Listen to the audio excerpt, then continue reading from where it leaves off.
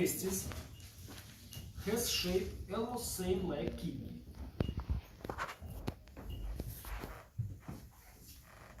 There is anterior edge of the testis.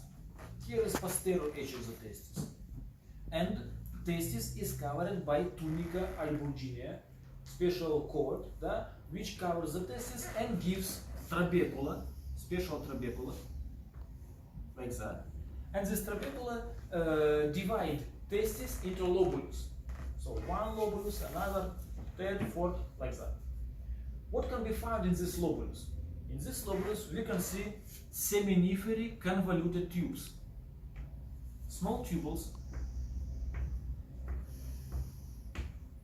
and that tubules consist of spermatogenic epithelium which produces spermatozoa, special sex cells.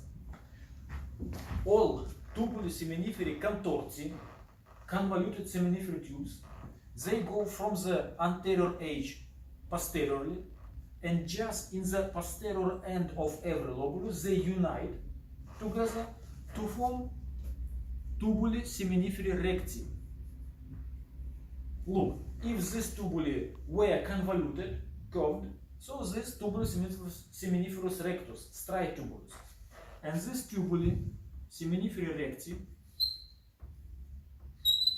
they go backward and enter this part of the testis, the most posterior part of testis, which looks same like sinus renis in kidney, but here it is called mediastinum testis.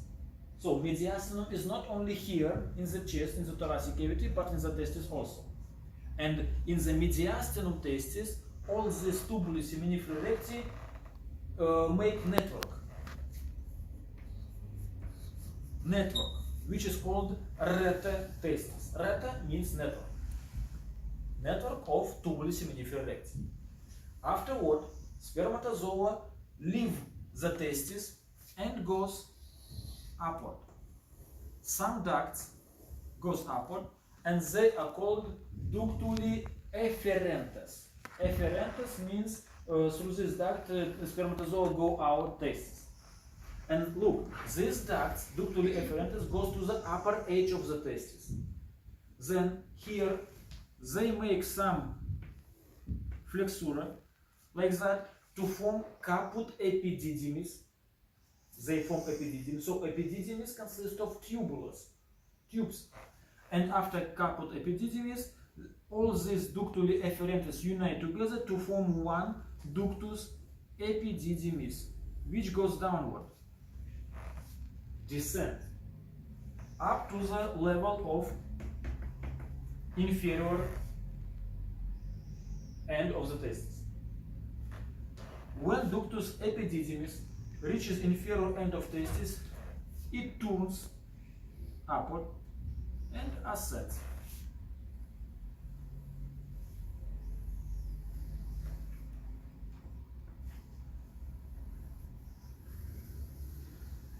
And now this flexura is borderline between ductus epididymis, which goes downward, and ductus deferens, deferent duct, which goes upward. And deferent duct, it goes upward up to the superficial inguinal ring.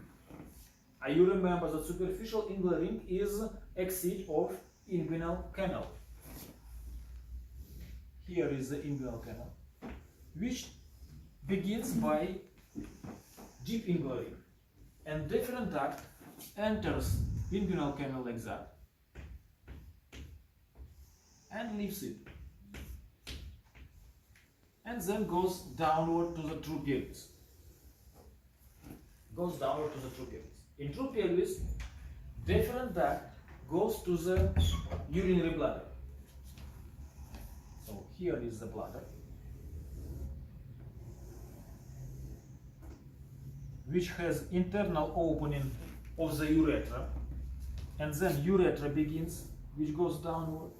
But lower part of male bladder has this structure, which is called prostate gland.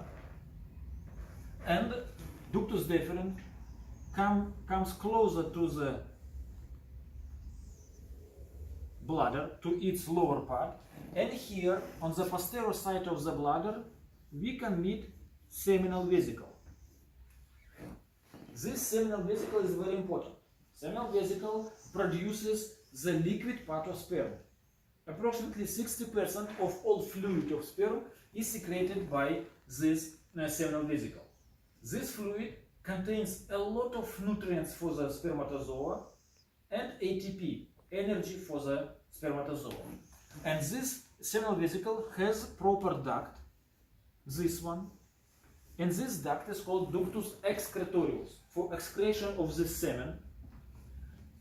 And this ductus excretorius unites with ductus deferens, but before this, ductus deferens forms dilatation, like that, and this dilatation is called ampulla, ductus deferensis. And afterward, this ampulla unites with ductus excretorius, and very short duct is formed, which is situated inside of the prostate gland, and this short duct is called ductus ejaculatorius for ejaculation of sperm.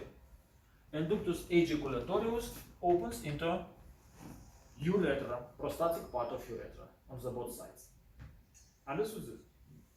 Well, now look, deferent duct is too long. That's why we can divide it into parts.